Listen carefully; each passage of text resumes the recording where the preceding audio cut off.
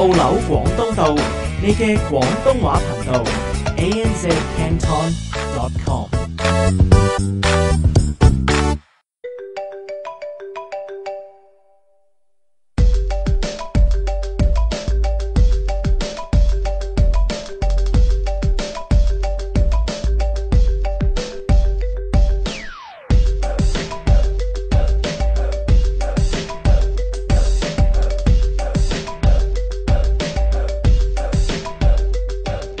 澳洲路邊社 Mainstream Australia。Hello， 大家好，歡迎大家收聽7月2號澳紐廣東道嘅澳洲路邊社。大家好，我係細聰，我係 Eric， 我係 Ivy。咁啊，我哋今日咧就係嚟到第2集啦，咁樣樣。咁啊，希望大家咧就一個愉快嘅7·1啊，咁樣。無論你係喺香港啊，即係真係遊行啊，又或者喺澳洲有睇到，又或者係冇睇嘅，咁啊都歡迎你啊，咁樣樣。嗱，咁咧我哋今日嘅節目咧，本身咧我就準備咗一個超絕核嘅話題嘅，咁樣樣。咁我本身咧就係準備咗一啲 tips 俾大家啦嚇，即係無論你係喺澳洲嘅香港人，或者喺內地嚟啊，又或者係喺香港嘅新香港人嚟到呢一個新嘅國家或者地區咧，咁啊覺得自己唔係好融入到社會喎，時常俾人歧視喎，咁樣樣。咁咧我就有一個咧，嗱，即係呢個唔係講笑啊，即係有好多即係嗰啲即係爛嘅 idea 或者假嘅或者嘲笑 idea。我一個真嘅 idea 就係可以阻止種族歧視，真係可以阻止種族歧視。如果係可以廣泛做到咧，就堅抽嘅，即係非常之堅嘅。咁但係咧呢一個 topic 咧就留翻下個星期先講，因為今個星期實在發生太多嘢。有啲咩事發生啊？有呢一個白皮書嘅出現啦，東北事件啦，622啦，同埋琴日嘅7·1遊行啦。係啦，咁樣咁啊，所以咧預期我哋要分好多個節目講晒咁多嘢咧。我一炮過咁多件事咧，我講晒佢啦。因為其實呢幾件事咧，其實佢自己咧，即係都唔係話係獨立嘅事件嚟嘅，其實冚唪唥都有關係嘅咁樣樣。咁但係咧，即係我都想解釋翻一樣嘢咧，就係咩？即係點解有呢一個節目嘅存在咧？咁樣樣，因為我上次都有解釋到，即係網台節目呢啲真係百花齊放，四圍都係。咁但係點解我哋有呢一個節目咧？因為咧好簡單，喺我四周邊咧就有好多人就成日問我呢一個問題，就即係就算今日啱啱先至都係，即係香港呢排發生好多事，即係好多人都覺得我係即係對於呢一個嘅政治啊同埋時事如聊指掌咁樣，好多人都咁樣諗啦嚇。咁你就話細聰，香港到底發生啲咩事咧？哇！真係一言難盡啊咁樣。咁同埋亦都係有好多人咧就成日問我呢一個問題嘅，就係話細聰，你成日話啲西人唔係種族歧視，你點解咁樣講咧？咁其實我好希望咧就係有一堆節目咧，我係可以將一個論述咧就係好清楚咁樣解釋，咁但係其實論述嘅其實都係得嗰幾個啫，即係一個人有幾多論述啊？哇！如果個個星期出個論述啊，死啦！邊有咁？你出到書㗎咯喎，你已經係啦。喂，其實你就算睇即係黃毓民啊嗰啲咁樣，或者係就算係陶傑啊，佢係個個星期或者日日都有自己嘅節目咁樣樣。咁但係其實佢哋個論述其實講嚟講去都係嗰幾個。咁但係咧佢哋就係會用一啲嘅新聞咧嚟到引證翻佢嗰個論述咁樣樣。咁但係咧但係其實咧一個論述咧係我相信咧同埋我自己覺得咧係要你喺1-2個節目裏邊係好完整咁樣解釋你嗰個論述係點樣嚟嘅，同埋你亦都係要好清楚咁樣 defend 翻你自己個論述咯。For example 好似陶傑咁樣，陶傑咧佢成日都會話，我唔係純英或者純美，我係崇優啫，即係佢係會咁樣講噶嘛。咁但係其實佢掟呢一句説話出嚟，你聽過佢好多節目嗰陣時候，你就知道佢點解有呢一句思想啊，即係佢用好多唔同嘅 example 就解釋俾你聽。咁但係如果你係要聽翻晒咁多唔同嘅節目嘅，其實係冇可能嘅。咁所以如果係有一個節目咧，佢係好清楚咁樣一次解釋，嗱呢一個就係點解我中意英國嘅原因。第一乜乜乜，第二乜乜乜，第三乜乜乜，咁樣你就好清楚佢嘅論述啦。咁如果即係之後佢有另一日嘅做另一日節目嘅，咁跟住之後就我好崇尚英國嘅呢一樣嘢嘅，點解咧？因為咁。咁但係如果你想聽嗰個 full reason 咧，你就聽翻呢一個節目啦。係咁其實我發覺好多時候咧香港個我唔敢講話呢一個香港網台嘅問題啦咁樣樣。咁但係如果係有好多人即係問你香港而家發生啲咩事啊，我哋好多時候聽開網台嘅人就要話不如你聽網台啦。但係如果你係要 for example 明白香港今日嘅局勢點解嚟到呢一度，即係我哋大家都有聽網台，你諗下係要聽幾耐網台你先至真係可以了解到而家發生咩事？你起碼要聽翻3個月至6個月。咁如果你理解程度低嘅，起碼要聽翻年零先可以聽。係啦，咁我哋有冇一個嘅 resource 或者一個地方，我哋係可以話香港而家政局咧點解係咁咧？就係因為呢樣嘢啦。咁跟住你只去一個 resource 喺呢一個地方，就係深入淺出，用一個最簡單嘅方法嚟到好簡單咁解釋俾你聽一次，係冇啲咁樣嘅嘢嘅。咁尤其是因為我哋喺澳洲有好多人咧就即係我哋有時叫離地咗，或者係離開咗呢一個嘅地方啦咁樣樣。咁我哋唔係真係認識到個情況係點，咁所以我哋就係做呢個節目咧，尤其是就係咧解釋俾一啲澳洲嘅聽眾聽，點解香港人有佢而家今日有嘅反應。咁我哋做呢一個節目就係咁啦。咁同埋另外就係我哋喺澳洲嘅華人應該對種族歧視即係點樣看待呢一件事啊。咁呢一個亦都係其中一個論述啦。咁亦都係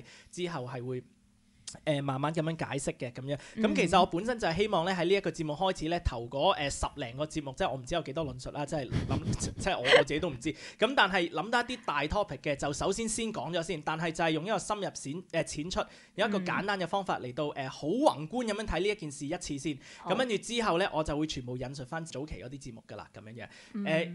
咁我點解要咁做咧？因為其實我自己咧係幫啲中學生咧就係教呢一個嘅 econ 嘅咁樣。咁其實 econ 咧就係比較難明嘅，即係 econ 唔係好似讀數學咁樣，數學我 algebra 同埋加減數兩樣係分開噶嘛，我唔使兩樣一齊知道嘅。即係條 formula 就得㗎啦。係啦，咁但係 econ 唔同嘅，你真係要見晒成個圖畫，你先至明白嗰啲小嘅 part 係點樣嘅。咁有好多老師佢嘅教法就係你唔好理嗰個 big picture 係點，我而家淨係教呢度。咁但係就令到好多學生係投入唔到同埋唔明白呢樣嘢咯。或者係咪會變咗佢淨係睇咗一個小嘅點，而唔知道成個宏觀係點？係啦，其實我哋而家香港嘅情況好多時候都係咁。我今日開節目，我淨係講白皮書。咁如果你係即係唔認識香港嘅政局係咩嘅，你淨係聽呢一個白皮書嘅，你可能領唔到淨係白皮書呢個 part。咁但係你見唔晒成個 big picture，你唔知道呢個白皮書喺呢個 big picture 裏邊係扮演啲咩角色。即係會牽涉到幾多個問題出現。係啦，冇錯。即係好似如果我係俾一個啲拼圖你嘅 puzzle 咁樣，有1000塊嘅，咁跟住你就係見到唔同顏色喎。我要你自己咁樣砌，咁跟住話你唔好理，總之你揾咗藍色先，你幫我揾晒藍色嗰啲先。咁但係喂呢個咩圖畫嚟㗎？你係好難砌嘅，但係如果我話俾你聽，呢幅圖咧，佢係一個公園嚟嘅，藍色係天，白色係太陽，藍色係另外深藍色係水，唔係白色係太陽。雲啊，雲都可以嘅，係 whatever 啦，即係唔好執我呢啲嘢啦，大佬 point 咁嘅。綠色係草，咁跟住咧就兩個阿伯嘅，咁跟住有張啡色嘅凳嘅，咁跟住之後你話我明啦，你唔係完全知道嗰個圖畫係點。咁但係你好大概知道咁概念啦，係咪？係啦，咁所以當你見到綠色呢堆草咧，應該喺呢個位嘅，咁你咪明白咯，咁樣。咁所以即係我都係好希望咧喺頭嗰幾個節目咧係好宏觀嘅，即係我唔會 go into detail 啊，就係好宏觀喺一啲嘅大嘅話題咁樣。咁希望大家咧就係可以透過呢一啲嘅節目咧係可以明白香港啊同埋澳洲海外嘅一啲嘅局勢同埋情況。咁樣嘅，咁所以我亦都係希望，即係如果你係聽眾，你係聽緊呢一個節目，你已經係知道發生啲咩事嘅，就唔好話係覺得呢啲都聽過啦，因為咧你身邊係有好多人未聽過呢一個嘅信息嘅，你就算喺香港都係，香港大部分人都唔知道發生咩事嘅，係咪？即係我希望你係可以即係將呢一個節目咧就廣傳咁樣，咁就係即係將一個簡單嘅信息咧就係傳訊俾朋友嘅咁樣。咁今日咧我其實咧就雖然係第2集啦，咁但係都算係 take a break 嘅咁樣，因為今日咧本身咧係嗰一個因為我頭先講過絕核嗰個論述啦，就係話即係點樣可以一定可以阻止呢一個種族歧視嘅咁樣，呢個係 guarantee 一定 effective 嘅呢個就咁，但係我就留翻下次先講啦。但係因為咧呢幾日咧真係發生好多事，咁就冇理由冇理由今日7月2號，尋日啱啱7·1又拉咗500幾人，冇理由唔講啦，係咪？即係我可能話即係開個節目就係講唔知啲咩嘅，咁但係9·11發生嘅，咁你講啲咩節目你都要攞呢樣嘢出嚟講下先啦，係咪先咁樣？咁所以咧今日咧就係講即係喺香港發生。喺幾日之間，或者係個零兩個禮拜之間發生嘅幾樣嘢嘅，咁啊包括呢個白皮書啦、東北發展呢一個項目啦、7·1遊行啦、6·22投票結果啦，咁同埋呢幾件事咧，其實我哋係draw到個咩 conclusion 咧咁樣樣，咁之後咧就會同你講下一個宏觀嘅，就係關於呢一個全民制憲到底係咩意思，咁同埋有邊啲人咧係支持全民制憲啊咁樣，同埋全民制憲係乜嘢嚟嘅咧？咁樣我諗好多人都唔知道呢一樣嘢，咁所以今日咧就係解釋呢幾樣嘢嘅咁樣樣，咁啊係啦，咁但係今日呢個節目咧，其實都算係一個插曲嘅，即係今日都唔係討論啲咩嘅大論述啊咁樣樣，咁但係只不過今日冇理由唔講嘅啫咁樣樣，咁啊係啦，咁我哋由第一點開始先啦，咁樣嗱最近咧，如果大家上 Facebook 嘅咧，就見到人好多即係燒白皮書嘅圖畫，或者白皮書鬧咁就會鬧白皮書啊咁樣樣，咁其實白皮書到底係咩嚟？咁點解？白皮嘅書啫，即係點會令到人咁嬲嘅咧？咩嚟嘅？到底發生啲咩事咧？咁我交俾你哋解釋下啦。白皮書咧，其實我哋先從英文嗰度去講咧，佢就叫做 white paper 啦，就係一啲中國即近期咧就發表咗一啲類似一個叫指引咁樣嘅嘢，就係用一個 white paper， 即係一啲政府嘅文獻咁樣嘅形式咧發表咗出嚟嘅，而裏邊就去嘗試再去教翻或者叫指導啦，香港人何謂一國兩制啊，同埋佢亦都去交代咗香港一啲發生咗嘅事啦。咁中間就令到香港好多人都好憤怒啦。係啦，即係 white paper 咧係一個政府出嚟嘅指引。即係好多時候，如果喺英國啊、澳洲咁樣，通常如果係一個政府出咗 white paper 咧，咁好多嗰啲嘅政府部門啊，即係都會原來政府佢嗰個意思咧就係我想我咁樣 carry out 呢一樣嘢嘅咁樣樣。大致上係咁啦。係啦，咁到底呢一個中共所出嘅呢一個 white paper 呢個白皮書裏邊講咗啲咩激到香港人咁嬲嘅咧？佢係咪話你呢班友全部係豬？即係咪裏邊有咁樣寫激到人哋咁嬲啊？或者係比呢個更加嚴厲，其實就係去影響到一個。你係蠢豬。我睇你點演繹啦。可能佢嘅暗地裏意思係你睇完之後可能會咁樣領悟咗。領悟到，因為我係睇咗嘛。其實佢好有一啲指引就話係去一國兩制啊，即係佢再解釋，再去指引下咩叫等香港人話俾佢聽何謂一國兩制，係即係作為香港人係要需要愛國啊，佢好強調呢一樣嘢咯。係嘅，冇錯。嗱，咁我諗啦，即係或者我用翻一個香港人嗰個思維咁樣諗啦。咩叫一國兩制咧？就係你一個國家，咁但係就係有兩個制度。咁應該如果你係諗兩個制度，應該係 side by side 啦，係咪？即係一個喺左邊，一個喺右邊，即係有一個叫做平排嘅一個嘅 position 嘅咁樣樣。即係或者唔係完全平排咁，但係你起碼你覺得你自己個制度係獨立於獨立於另外嗰個制度嘅咁樣樣。咁其中點解令到人哋咁嬲咧？因為就係呢一個 white paper 就話俾你聽，其實件事唔係咁樣嘅。其實之前已經係有好多叫做進步民主派嗰啲人咧，就已經解釋咗俾啲香港人聽，就係話其實我哋呢一個一國兩制係假嘅。用英文講就係 it's a sham， 或者名存實亡啊。係啦，咁意思係咩咧？咁即係 for example，即係我講個比喻係咩啦咁樣。咁例如咧喺澳洲啊咁樣，我哋就一個法律嘅咁樣，即係就有法例啦咁樣，就係話唔準殺人嘅，係咪？係咪有啲咁法例啊？有嘅有啦。嗱咁，但係政府咧亦都係亦都係賦予一啲能力咧，就係俾一啲嘅團體係可以有自己嘅 rules 嘅咁樣樣。即係例如啦，你。即係好似 Ivy 曾經同你去呢一個嘅Lidcombe Catholic Club 嗰度諗住食飯咁樣，即係同埋你啲親戚成班好開心嘅慶祝咁樣，可以我哋去 club 度食飯啦咁樣。咁但係咧人哋嗰個 club 係非常之嚴謹嘅咁樣。咁其中一個 rule 咧就係有窿嘅牛仔褲咧就係唔可以。就話咧佢係咧即係咧佢當你咧佢嘅乞衣咁樣着條爛褲咁樣咧就唔俾你入去咯，直情係。唔係咁呢個係你因為好嬲嗰個 security 所以咁樣講啦。咁所以你唔好講多俾佢講埋佢啦。咁基本上件事就係點咧？就係你着住有窿嘅牛仔褲，咁而佢唔俾你入啦咁樣樣。咁呢一個咧就係佢呢一個地方嗰個家規。咁咧呢一個咧係政府賦予呢一個 club 可以作出嘅一啲嘅 rule 嚟嘅咁樣。咁你唔可以走去警察局話呢個 club 唔俾我着牛仔褲入去，咁樣係歧視嘅。咁警察局就要話俾你聽，唔係喎，呢個係即係。你呢個 club 其實係有呢一個明文 ability 可以咁規定樣做嘅，喎係可以咁樣做嘅，因為政府係賦予佢一個 ability 係可以 set rule 嘅。咁呢一個 rule 咧就係話你唔準着有窿嘅牛仔褲啦咁樣樣嚇。咁但係我哋可唔可以話呢個 Lidcombe Catholic Club 嘅規條係同埋澳洲法例係有相等嘅咧？咁啊當然唔可以啦咁樣。咁例如係咩咧？如果你去到 Lidcombe Catholic Club，我當你冇着有窿嘅褲入咗去，咁但係咧你揾刀嚟到捅咗另一個人，你要篤咗窿喺另一個人引導嘅。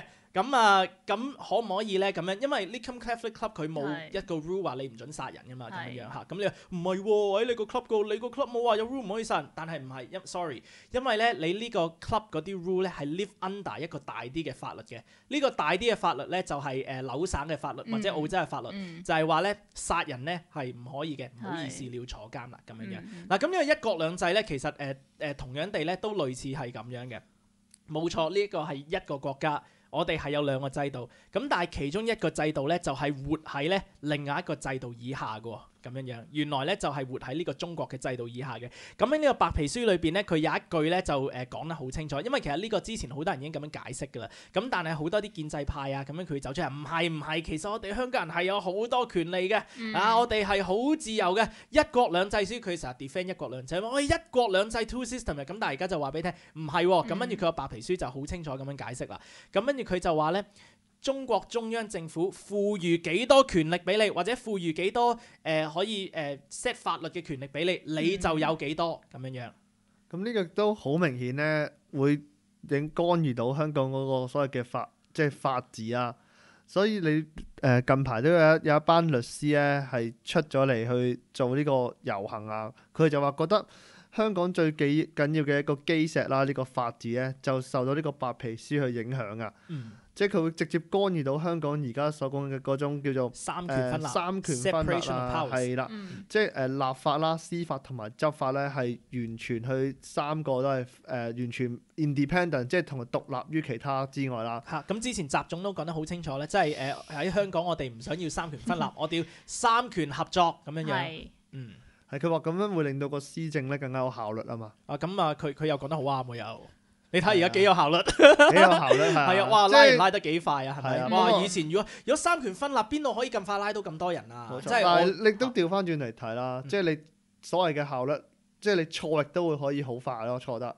即係做錯事嘅時候，你亦都係話一錯就錯到底啦。咁呢啲我唔評論啦，即係我係只係講事實嘅啫。咁事實咧就係白皮書係咁寫啊嘛，係咪？咁但係呢樣嘢佢寫得啱唔啱咧？咁就等大家斷定啦。因為我係冇意見嘅咁樣樣，我係非常不偏不倚嘅。咁因為我喺 SBS 做事係啊，我喺 SBS 做事多年啊，咁樣咁所以我講嘢係非常之不偏不倚嘅咁樣樣。咁係啦，大家可以覺係啊，咁所以大家可以諗下呢樣嘢好唔好咯咁樣樣。因為嗱，中國始終都係即係一個咁偉大嘅國家。係咪咁啊？一個強國係啊，一個強國咁樣，咁亦都係一個非常之獨特嘅強國。即係通常好多強國啲人咧，就係會即係例如美國算係一個強國啦，大家都公認啦咁樣。即係好多人係想做美國人嘅咁樣。咁但係中國唔知點解係真係個個都想做其他國籍嘅人嘅。咁啊，唔知係咪想將呢個中華嘅傳統文化就係發揚光大咁樣。咁我覺得係比其他嘅國家更加好咯喺呢方面係啊。咁所以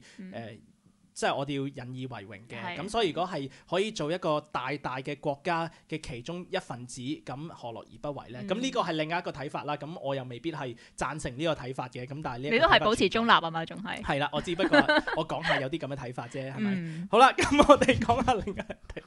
明白晒。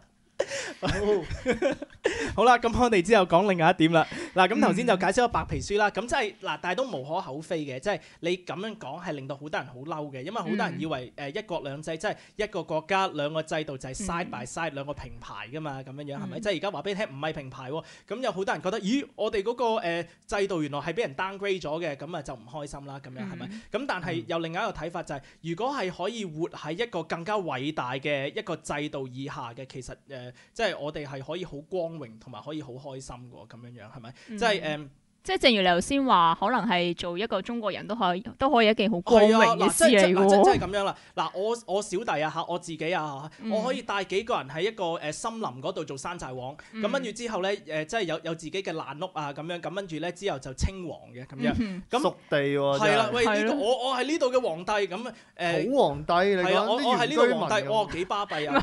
我諗緊《西遊記》裏面個孫悟空啊，佢一開始係拜咗山啊咁樣樣啦嚇。咁嗯但係我而家喺澳洲，即係我係啦，即係有屋住啊，即係有學翻啊，有工作。但我只不過一個大制度嘅小部分。咁其實邊樣好啲咧？即係咁呢個都係見仁見智咯。即係你自己喺一個小小嘅地方稱王好啲啊，定係喺一個更加偉大嘅制度裏邊做一個一份子，係可以為到呢個國家係可以貢獻嘅。咁即係呢個有兩個唔同嘅睇法咯。咁所以咁我對呢件事有啲咩睇法咧？咁都係冇睇法嘅咁樣，因為我係不偏不倚。好，咁我哋去到第二點咧，就係呢個東北發展呢一件事啦。咁嗱，其實咧呢件事咧，其實就係有兩個 part 嘅咁樣。一個 part 咧就係點解好多人反對呢樣嘢，同埋第二個 part 咧就係即係好多人為到呢樣嘢咧，就係示威啊，同埋做到好難睇喎咁樣。咁啊，因為咧我哋即係都係中意講啲刺激啲嘅嘢先㗎啦，因為你睇電影，哇，梗係一開始係俾啲最巴閉嗰啲爆炸場面，梗係頭嗰10分鐘做晒㗎啦，係咪？係啊。咁所以我哋講啲巴閉嘢先啦，咁樣咁啊，即係好多人而家就喺 Facebook 上面 post 咗好多啲立法會當日發生啲咩事，即係呢個財委會裏邊發生啲咩事嘅情況啦，咁樣樣。咁啊，但係可能有啲人咧唔上 Facebook 未聽過嘅，咁樣或者未睇過嘅，咁啊係啦，兩位可唔可以形容下即係當日嘅情況係點咧？細聰可能你就係講緊係早幾日，即係6月20號發生嗰啲事嘅，就係嗰一日財委會係會去審議啦，去將會唔會通過呢個東北發展前期勘探嘅個撥款啦。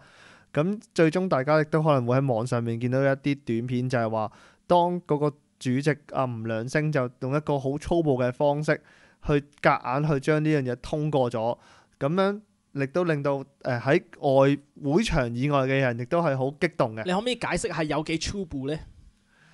個粗暴嘅程度就係其實當有個影片就影到咧，當時有一班泛民嘅議員係因為一啲爭拗嘅嘢係去離開咗座位。即係呢班泛民嗰班議員冚唪唥係唔支持呢一個嘅或者大部分唔支持呢個撥款啦。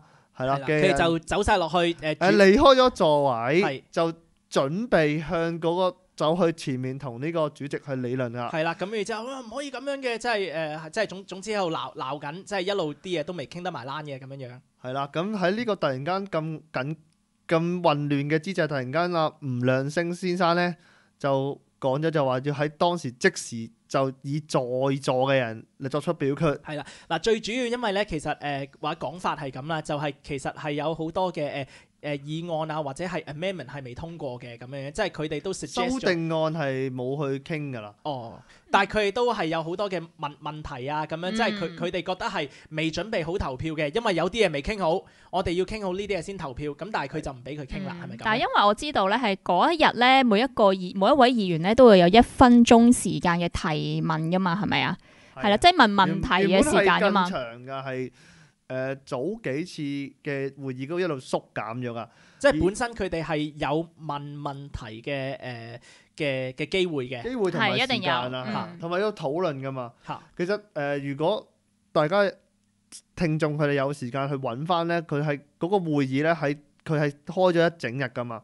其實佢哋喺大約喺香港即係個會議去到個時間大約5、6點度咧，佢哋已經個吳亮星已經開始有一啲異樣，就係話。佢唔會再喺個議會往後去討論任何修訂案㗎啦。即係其實當時因為黃毓民咧就已經提出咗1萬條修訂案咧，係3000張紙咁，跟住之後佢一沓咁樣佢將呢因為其實嗰一下我都好替毓民心酸嘅。其實就因為咧佢嗰堆紙真係好高，有冇成50 cm 咁高啊？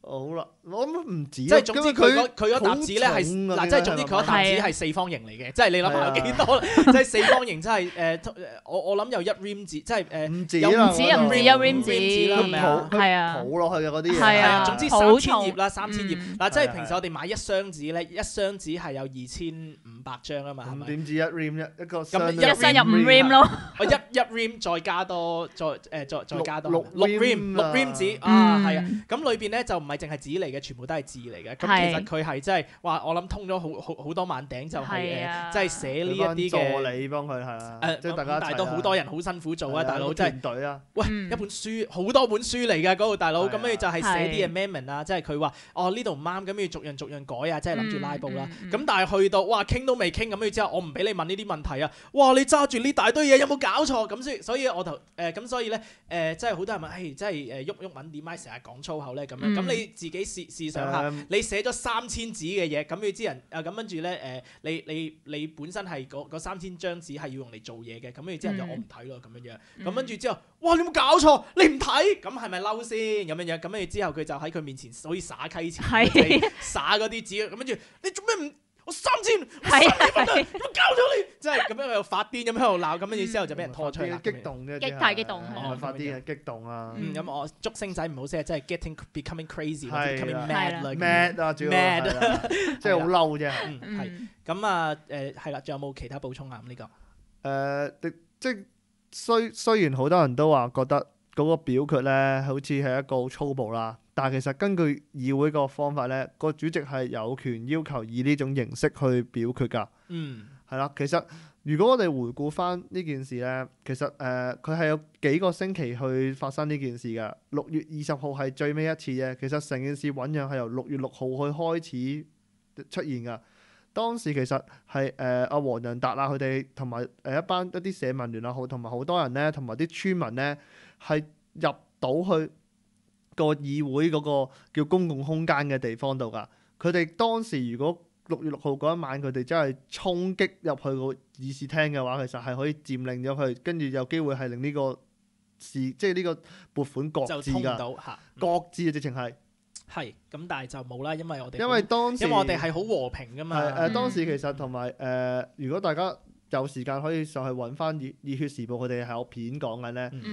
當時熱血公民同埋好多人落到去都係叫支援嗰班東北嘅村民㗎。咁啊，我即係呢啲係好複雜，我哋唔講咁多呢堆啦。咁但係即係總之個情況就係咩咧？就即係呢一個議案咧，就係好粗暴咁樣通過。咁但係咧但係其實照計咧 ，technically 有其實係可以嘅。其實就因為佢呢個制度係係賦予俾佢一個咁嘅能力。係啊，個主席有呢個權，即係佢呢個權柄係可以咁樣做嘅。OK， 嗱咁我好快咁樣即係總結下點解即係有咁多人反對呢樣嘢咧？咁有好多人話即係我保衞家園，咁其實呢個假嘅，呢個就因為喂有地產商要收你笪地啊，其實呢個係開心事嚟嘅。咁但係點解有咁多人即係尤其是叫本土派呢咁嬲咧？咁樣因為咧呢一笪地咧基本上就係一個分隔香港同埋大陸嘅一笪地嚟嘅，即係而家全部都係啲農地啊，就唔會有啲咩嘅大建築啊咁樣。咁但係當你發展咗呢個地方咧，好多時候即係中國同埋香港咧，即係呢一個邊界咧就係模糊化咗。模糊嘅。咁其實一路已經係少少好多嘢就將呢個模糊化，即係無論係自由行啊，或者俾啲即係大陸嘅車嚟香港啊各樣啊咁樣樣咧，已經係將呢一個邊界係模糊化，令到有一日咧邊度係香港，邊度係中國咧，you don't really know 咁樣樣，即係好似嗰啲即係我上個節目都有講啲左翼人士咁樣啫嘛。嗱，你有男你有女係好清楚㗎咁樣，咁但係之後佢就唔係喎，有好多啲中間又唔係男又唔係女嘅，咁嗰啲點先？但係其實嗰啲係好少部分㗎咁樣。咁其實而家喺即係香港政府會做緊咩？就係要將呢一個香港同埋中國呢一個地方咧，就係將佢模糊咗嘅咁樣，即係有一個更加 grey 嘅 area 嘅咁樣樣。咁跟住，喂，你嗰條線喺邊度畫先咁樣樣？咁跟住咧就令到即係中港融合咧，叫做中港融合啊，或者中港融埋一齊，融埋一齊咧，融合啊，係啦，就係比較會方便啲嘅咁樣樣。嗱，咁我哋咧翻嚟之後咧，就即係繼續即係或者可以討論下啦，即係呢個嘅粗暴嘅行為係咪可以接受嘅咧？咁樣咁跟住之後都講下7·1遊行啊，同埋6·22投票結果嘅，轉頭翻嚟。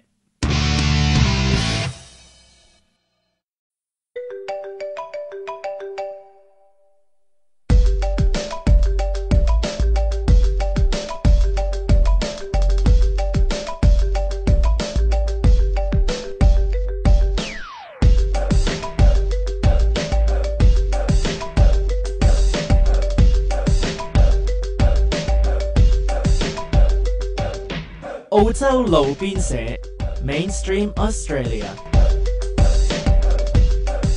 好，翻返嚟第二節廣東道路邊社嘅咁樣樣嗱，咁其實喺呢一件事，其中令到香港人好驚訝嘅就係咩呢？即係本身佢哋覺得個議會呢，即係都係容許唔同嘅人呢，就係講佢哋需要講嘅嘢，咁跟住之後就表決。雖然嗰個表決係即係通常邊個贏呢，即係都好明顯㗎啦咁樣。咁但係今次呢，就係直情連講都唔俾你講喎咁樣樣。速戰速決。係啦，咁好多香港人就覺得好驚訝，哇！乜原來議會係咁啊？因為你睇個議會，你會認為呢邊選出嚟嘅就咁樣講，呢邊選出嚟咁樣講，咁跟住之後大家投票啦。因為投票照計係一個叫做係公平嘅，叫公平嘅制度嚟㗎嘛。同埋受民意基礎。係啦，即係例如我即係其實個情況係咁樣嘅。其實投票咧係可以用嚟係扮民主嘅，即係唔係民主嘅情況咧，你好多時候都係靠投票嚟到扮到自己係民主啊咁樣。即係好似例如我哋而家3個啦咁樣，咁我而家投票咧，你2個要請我食飯嘅咁樣。咁我而家1票啦，你哋2個投唔投啊？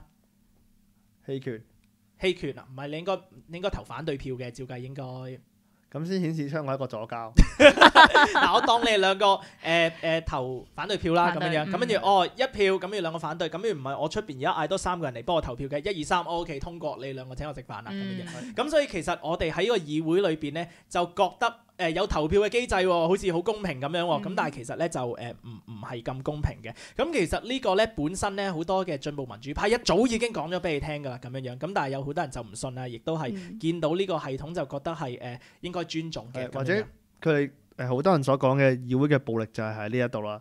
佢用個制度去用一啲功能組別啊，加埋一啲建制派嘅議員就會變咗大多數嘅票啦，咁就好多時好多嘅議案就係因為咁而通過唔到。即係總之就係而家嗰個系統咧，就係 guarantee 你咧建制派咧佢要投票就一定贏嘅，即係呢個無可厚非嘅，即係公認嘅，大家都知道嘅咁樣。係啦，嗱咁所以個情況就真係咩咧？就真係咧呢個立法會呢個立法局係假嘅，即係其實你而家只不過係擺一個樣出嚟，好似好民主咁樣，咁但係其實呢一個民主咧係一個。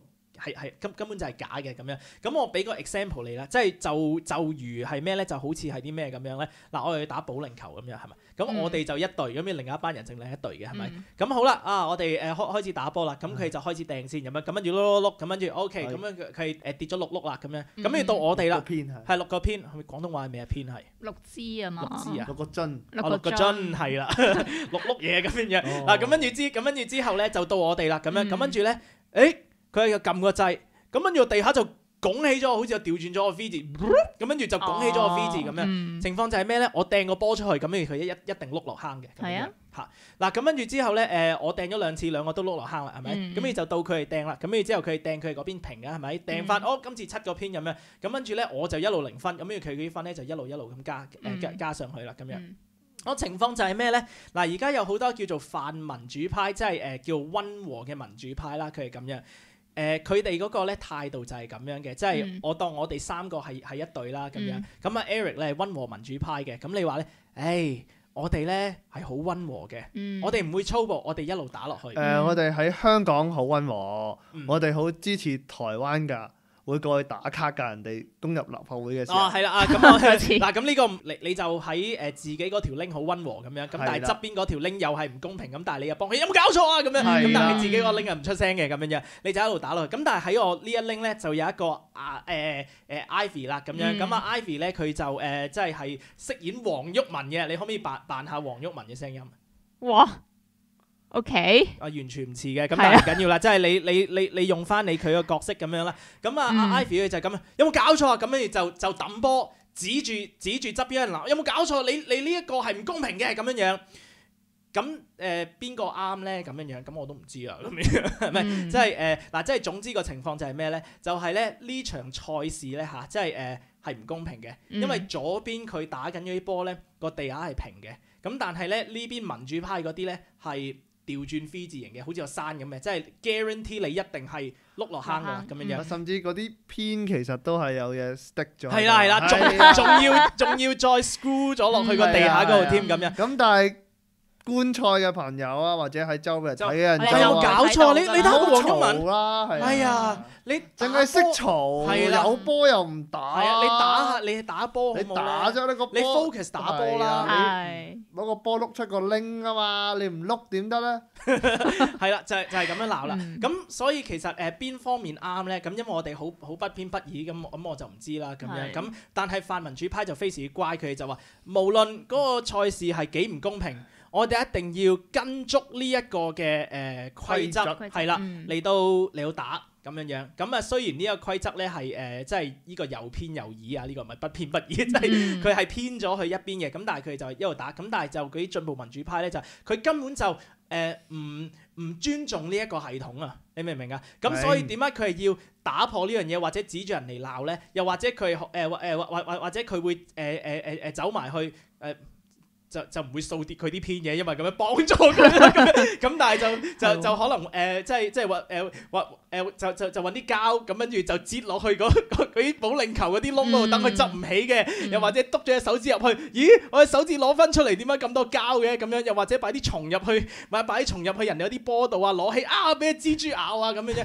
即係就搞好多呢一啲嘢，就係阻礙呢一個假賽事嘅發生。咁其實佢做咁多嘢咧，即係都係想顯示俾各位觀眾睇，其實呢一個賽事唔係一個公平嘅賽事，係假嘅。呢個立法會係假嘅，即係佢係想咁樣俾人睇。咁但係其實香港人係唔接受呢啲嘢嘅，因為香港人咧對於規則同埋規條咧係非常之尊重。咁我上次個節目都有講啦，就係即係呢一個係中國人嘅傳統嚟嘅。老豆老母話啲咩俾你聽，咁你就聽。要奉公守法。係啊，你只要奉公守法。咁所以而家就話俾你聽個球賽嗰個規則係咁樣。係啊，你嗰條 link 係咁樣樣噶啦，你嗰條 link 係 V 字形噶啦，你掟個波出去就會落坑㗎啦。咁但係你都一定要咁樣玩。咁但係而家咧唔單止係咁啦，即係而家已經係再進一步啦咁樣樣。而家甚至係咩？你連個波都唔俾你掟，呢個就係呢個就係嗰個即係最近呢一個投票結果嘅情況就係咩？連個波都唔俾你掟咁樣。咁呢一件事咧就令到香港人好嬲啦。即係你係要個波唔俾人掟，啲觀眾先至知道嚇。你個波唔俾佢掟，咁佢點打呢場賽事啊？咁樣樣，喂，咁樣唔公平喎！咁佢哋呢一班人佢哋都要打呢場波噶嘛，佢哋都要即係碌呢個保齡球噶嘛。你有乜理由唔俾佢碌啊？咁但係個重點根本就唔喺呢度，個重點就係你俾佢碌嘅，佢都係會碌落坑，因為個制度問題。咁但係香港人佢嗰個睇法就有啲起碼叫碌咗出去啊嘛。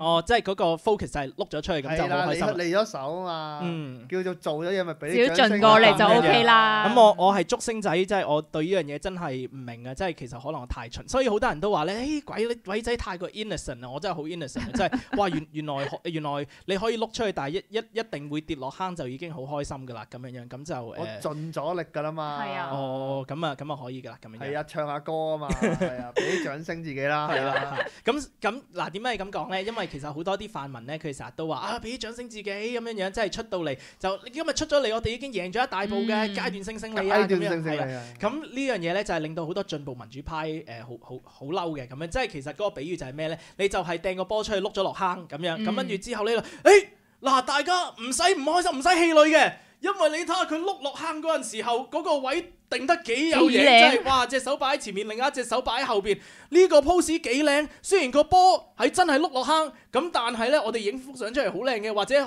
可以俾人睇到其實我哋嘅技術係非常之好嘅，係咁樣樣啦，係咪啊？有得交叉就得。咁啊，呢個就係即係呢個東北發展嘅情況啦。咁哇，時間唔好多，咁我哋快地講另外一個 part 啦，就係嗱七一遊行啦咁樣樣。咁啊七一遊行咧就拉咗500幾個喎。哦，係啊。咁佢哋主要其實呢500幾個話拉嘅係因為佢哋話係遊完行之後係作去留守嘅嗰啲學聯同埋學民思潮嘅人啦。佢哋留守嘅就係喺呢個特首辦啦，同埋呢個遮打花園。咁啊即係我唔知發生咩事啦，當時唔在場啦，係咪？咁但係咧，即係聽講咧，其中一個情況咧就係即係你就算出嚟示威咧，都示威得好斯文，同埋都好聽話嘅咁樣樣。咁就係話即係啲警察咧就即係喺一個情況嗰度咧，就係即係包圍住班學生，定係即係啲示威人士就唔俾佢哋走啊嘛，係咪？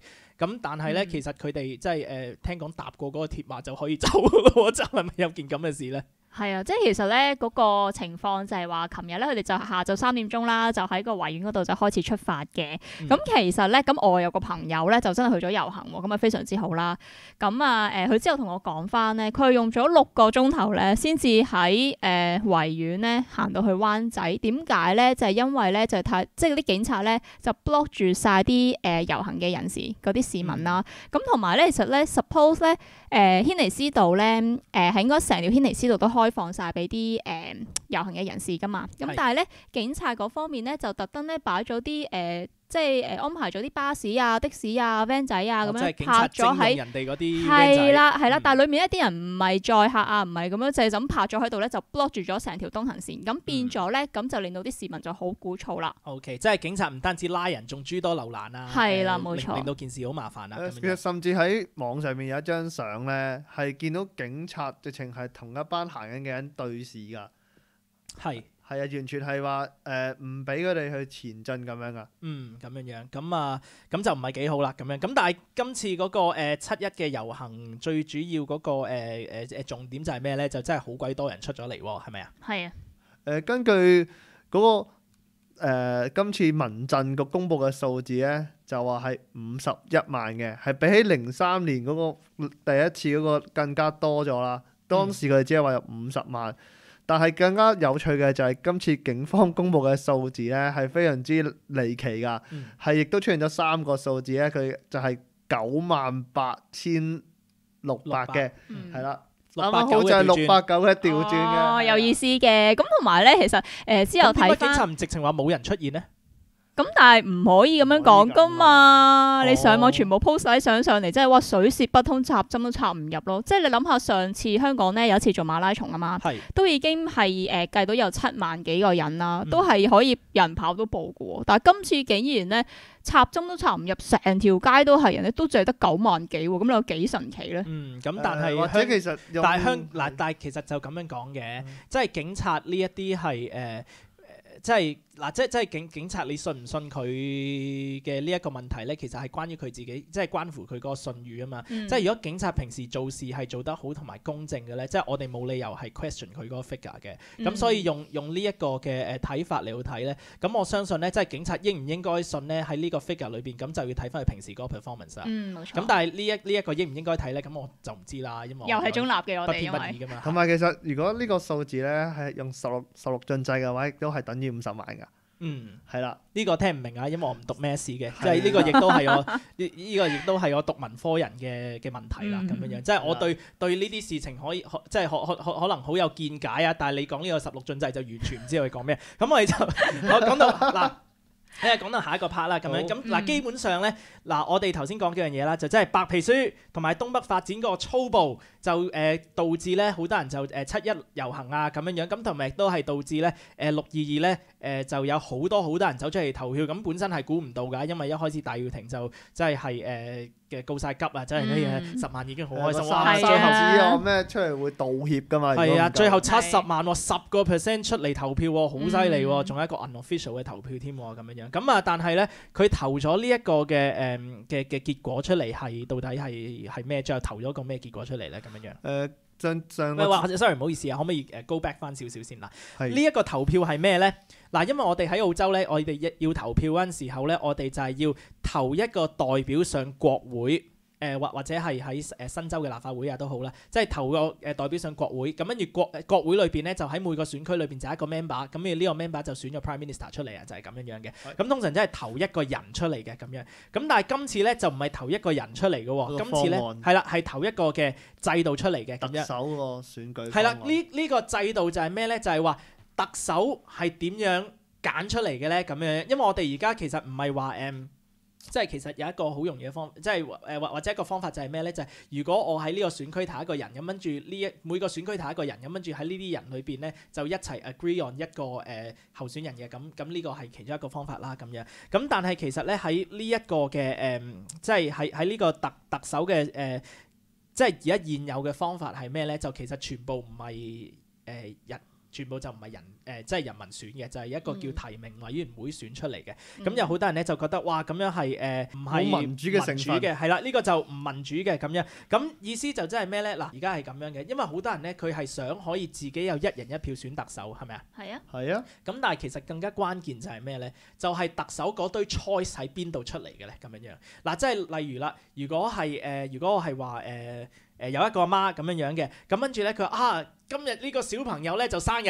呢個小朋友生日咧，就俾佢可以選擇今晚食咩啦。哇！咁你俾你小朋友，你想食咩啊？你小朋友，麥當當梗係麥當勞啦，係咪？哇！有薯條啊，有 burger，有可樂啊，幾開心咁。咁但係阿媽就唔係，我俾你揀，賦予你揀嘅權力俾你嗱，小朋友，你可以揀咧 from 3個 choice 嘅，你可以揀烚蘿蔔、生菜同埋生西芹嘅。好健康喎！你揀邊樣啊？咁樣樣，喂，咁但係個小朋友唔係喎，我想食麥當勞。唔好意思，你麥只當勞咧，可以3樣裡面其中揀一樣係啦，啫。就根本唔喺個 choice 裏邊嘅。嗯咁所以其實個問題就咩咧？個問題就唔係唔可以。個問題唔係咪可以一人一票選特首啊？因為就算一人一票選特首呢樣嘢咧，連建制派都好支持㗎。即係如果你上香港嘅街道，你見到好多幾後即係嗰啲議員，佢係喺啲街度即係成日掛啲頭嗰啲咁樣樣，係啊。咁佢都好支持一人一票選特首㗎。咁但係佢支持嗰一種咧，就係嗰個蘿蔔西芹同埋生菜嗰一種嘅嗰一種嘅選擇啦。咁樣，但係所以香港人或者佢我唔敢話佢係想要咩啦，因為即係呢個真係可圈可點啊。咁但係一個民主嘅方法就係咩咧？就係人民可以選擇自己嘅代表，之後再喺呢個代表裏邊咧，就係或者選出一啲嘅候選人，咁跟住之後再選出代表咁樣樣嘅，咁樣樣。即係有提名權啦，係啦，同埋被選權同埋個投票權冇錯啦3個權噶嘛。冇錯啦，嗱咁所以今次喺呢一個嘅投票裏邊咧，就係投咩咧？就個問題就係行政長官嘅候選人應該點樣產生？呢一個就係嗰個問題啦，係咪？係好啦，咁我哋選出嚟嘅方案咧就係1號三鬼方啊，真普選1號三鬼方，咁跟住三鬼方咧，方年幾多歲啊？即係好似選美咁樣啦。嗱，呢個點解叫三鬼方案咧？咁樣，因為其實呢個都好 confusing 嘅，因為好多人以為三鬼方案即係有3個方案可以投嘅咁解啊嘛，但係其實唔係嘅。三鬼方案佢自己咧係一個方案嚟嘅，即係有唔同嘅方案，其中一個方案咧就叫做三鬼方案。咁三鬼方案係咩咧？咁樣樣，咁咧就係咁樣嘅，就係佢就話咧呢個特首咧就係可以透過其中3個方法咧嚟到選出嘅咁樣。咁係啦，咁我首先講呢3個方法係咩先咧？即係有3條軌道嘅。咁呢3個係咩軌咧？咁第一軌 number one ghost 就係咩咧？就係而家現有嘅提名委員會選出嘅。咁但係呢個提名委員會係點樣組成嘅咧？唔知噃。咁我慢慢傾咯嚇。呢個第一個即係同現有係唔太大分別嘅。係啦嚇，咁但係佢都有多2隻軌嘅。咁第2隻軌就係咩咧？第2隻軌咧就係政黨提名咁樣。咁如果你有一個 percentage 嘅政黨，即係每一個政黨係可以推自己一條上去嘅咁樣樣啦。係第3個咧呢個就係大家都想要嘅啦，就係公民提名咁樣樣。咁就係咧有1% of 香港嘅所有市民係支持一個人嘅啦。咁呢個人就有機會咧，即係佢直情係可以做候選人嘅咁樣樣。咁即係1%即係7萬人啦。7萬人係啊。喺香港，因為香港有700萬人啊嘛，係咪？咁如果你係有7萬人肯 second 你嘅，肯 nominate 你做呢一個嘅，即係有身份證嘅人可以 nominate 你做呢一個嘅候選人嘅，咁你就可以做到候選人嘅啦。咁之後再一人一票，再投呢一個人出嚟嘅，咁其實呢個就好直接啦，係咪？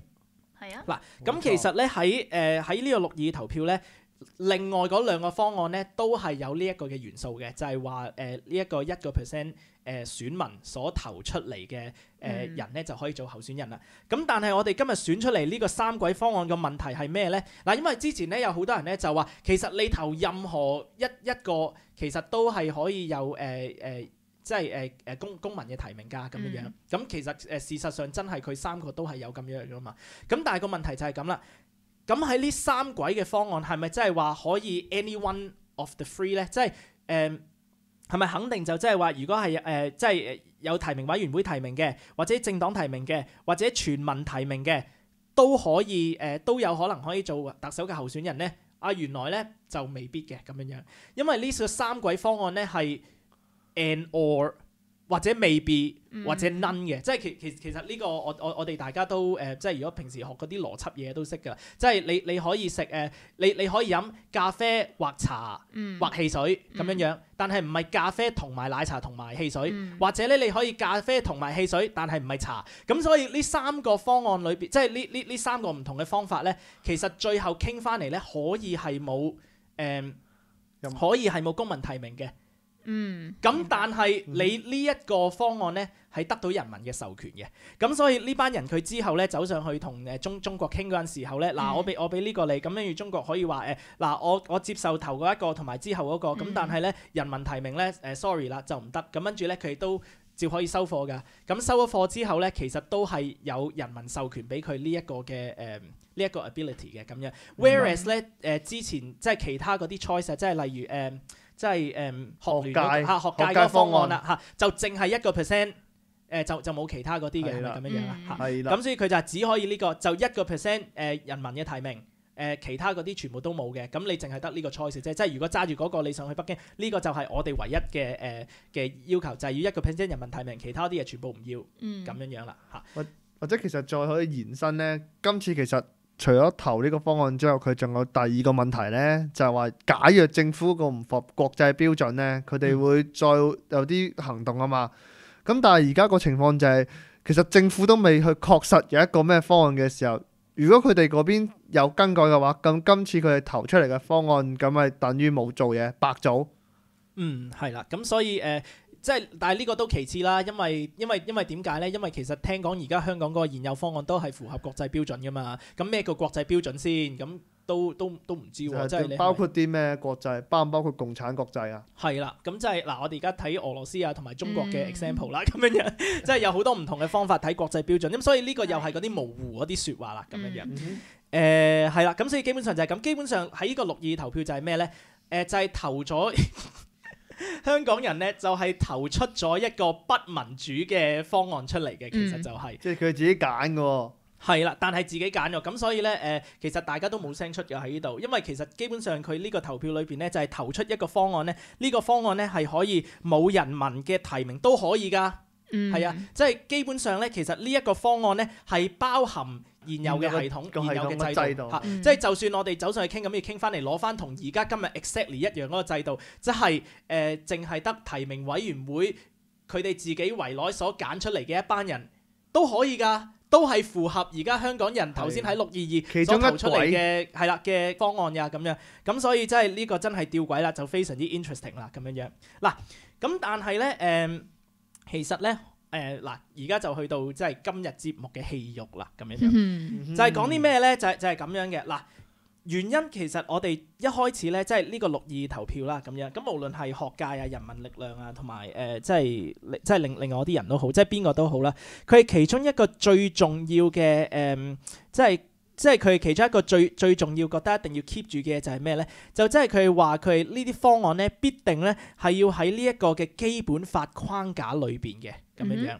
合法啊嘛，係啦，合乎基本法咁樣。咁頭先我哋都講過，其實基本法個一國兩制係假嘅。咁但係其實呢一個咧都係題外話嚟嘅。咁點解咧？因為其實基本法咧就好似你買翻嚟嗰啲牛奶咁樣樣啊嚇。你買翻嚟嗰啲牛奶，你唔可以 keep 住好耐㗎。你係可能有3日啊至5日咁樣樣。咁咧其實呢個基本法咧，佢其實都有限期嘅咁樣。個限期咧就係當時鄧小平講嘅名言，就係話50年不變啦。咁呢一個咧就喺基本法裏邊寫明咧，就係其實呢一個基本法咧，佢嗰個有效嘅限期咧，就係去到2047年嘅啫咁樣樣。嗱。係啦，咁呢個問題就係咁啦。即係頭先香港人好醒目咁樣，即係選咗一個咁有趣嘅嘅 choice 啊。咁即係呢樣嘢，我唔再評論啦咁樣樣。咁但係我當香港成功地爭取到一個好似澳洲有咁樣嘅制度，每一個區或者每一個地鐵站，柴灣選一個代表，杏花村選一個代表。銅鑼灣選一個代表，即係每一個區咧就可以選一個代表。呢一啲代表咧就可以入立法會，立法會咧就選一個行政長官出嚟。呢一個咧係一個最直接嘅民主方法啦，係咪先？冇錯啊！嗱，我當香港人係透過呢一啲嘅方法咧就可以成功爭取到呢一樣嘢，咁亦都係合乎呢一個基本法框架，唔知點樣啦嚇。我當係咁樣。呢一個系統佢嗰個有效期係去到2047年。過咗2047年，共產黨咧係完全可以即係將解放軍啊就一班咁樣全面管治㗎啦，全面入香港。香港而家着住藍色嗰啲警察咧，冚唪唥就變晒綠色嘅公安。佢啲公安有啲 uniform 啲 size 咧係要大一碼嘅，唔知有冇分中國啦？通常啲 size 係大一碼嘅咁樣樣。咁同埋咧全面咧將廣東話就廢除，好似家陣廣東咁樣，唔準用廣東話廣播，全部要轉用普通話，全部轉用簡體字。呢一個係現有嘅基本法講明㗎啦，講明話過咗2047年，即係香港就係中國嘅一部分，一個城市啊，一國兩制就喺2047年 stop，係咪先？係講明咗呢樣嘢。嗱，所以個問題就係咁啦。點解而家嗰啲香港人嗱，即係首先第一個問題，即係點解係要咁尊重呢一個基本法？即係我都唔明啦，即係佢會拼死咁樣走出嚟就話我要民主，我要民主 for 30年，我要民主 for 30年。咁但係過咗呢30年之後就冇㗎咯喎嚇。咁但係佢哋係覺得係冇問題嘅呢樣嘢係佢係啦。咁佢唔會覺得咧，其實香港嘅民主咧應該係即係有一個長啲嘅時間啦咁樣樣。係啊，咁所以咧點解即係呢一班人啦，即係無論係民主派咁樣咧，佢哋成日都講呢一個要合乎基本法嘅框架咧，就係即係令到我呢一個唔識嘢嘅竹升仔咧，就係拗晒頭嘅咁樣樣。因為即係我唔再講呢一個基本法係咪一個騙局嚇，我唔再講呢樣嘢啦。但係我當佢係一個堅抽嘅一個真係俾香港人獨立嘅一樣嘢，呢一個獨立係直至2047年嘅咋。咁所以喂，其實我哋今日咁多犧牲啊，又出嚟搞呢樣，又出嚟搞嗰樣啊，又俾人拉又成，你係咪為政治檢控？係啦，你係咪為自己買一個30幾年嘅一個嘅民主嘅制度啊？好似我頭先咁講，你有一個全世界最民主嘅制度啊，其他嘅國家嘅人嚟到香港取經啊，美國人啊，或者英國人啊，佢有數百年嘅民主歷史，佢話哇，香港人諗到一個喂咁醒目嘅民主制度嘅啊，好多人落嚟取經啊，即係我當係咁樣啦。咁但係有效期2047年，咁所以其實喂。點要咁咧？嗱，即係我都即係我都想香港好啊，係咪？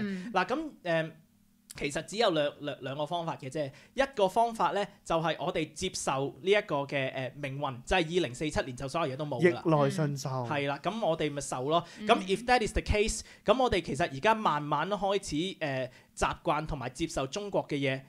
其實好事嚟喎。我今次唔係講反話，我今晚講咗好多反話，但係呢句係真嘅，咁就 so what？係咯。我而家今年2014年，所有嘢改晒變成簡體字，到2050年所有嘢變成簡體字，有咩分別？喺個歷史裏邊有啲咩分別啊？其實係有嘅，就係對而家呢一班爭取民主呢一班人，佢哋未死，即係佢哋想喺佢哋自己咧死之前咧見嘅香港咧都係叫做有自由嘅咁樣樣。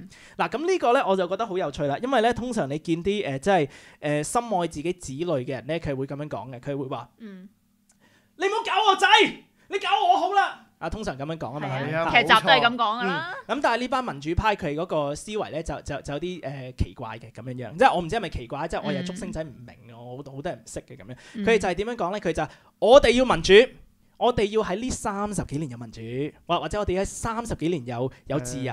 咁但係到我哋嘅子女嘅咁啊。呢係佢嘅事啦，咁所以即係佢之後活喺共產黨下邊，其實都唔關我事。咁但係呢樣嘢係令到我好唔明咯，即係佢就係話你你搞個仔好啦，你唔好搞我啦，基本上就係咁樣啫喎。其實或者你都會見到點解咧？佢哋而家呢一班所謂爭取有一班溫和嘅民主派咧，就會咁反對有一啲相對上較為進取嘅嗰一班人，就去想做全民制憲嗰一班人，因為你會變咗某程度上就係打爛佢飯碗啊嘛。係啦。嗱咁其實喺香港咧，即係都有一個非常之極少嘅力量咧，就係想做呢個全民制憲嘅。咩叫全民制憲咧？就即係話要將呢一個基本法咧，就係抌咗佢，咁就重新立約係啦。咁即係人民咧，或者香港人咧，就係有自己嘅一個新嘅 constitution。咁就係咁，但係如果呢一個立約呢一個 constitution 咧，就係即係過咗2047年嘅啦，咁樣呢個就係咧人同埋政府所立出嚟嘅約啊，咁樣咁其實所有嘅國家或者佢獨立啊，或者係地咩區啊，或者地區啊，自己嗰個憲法啊嘛。係啦，就係咁，咁所以呢一個憲法咧就係會即係如果係香港有一個新嘅憲法啦咁樣樣，咁咧其實如果香港係可以慢慢踏入民主嘅道路啦咁樣樣，都係即係呢個係一個可行嘅方法啦咁樣。咁但係即係就算係即係如果係基本法嘅框架裏邊咧，即係呢一個民主嘅道路都可以慢慢走上去嘅。咁但係到2047年就都冇咯，就停咯嗰段路咁樣。咁所以即係咁所以其實咧，即係我哋要了解即係點解有人係會fight for 全民制憲呢樣嘢。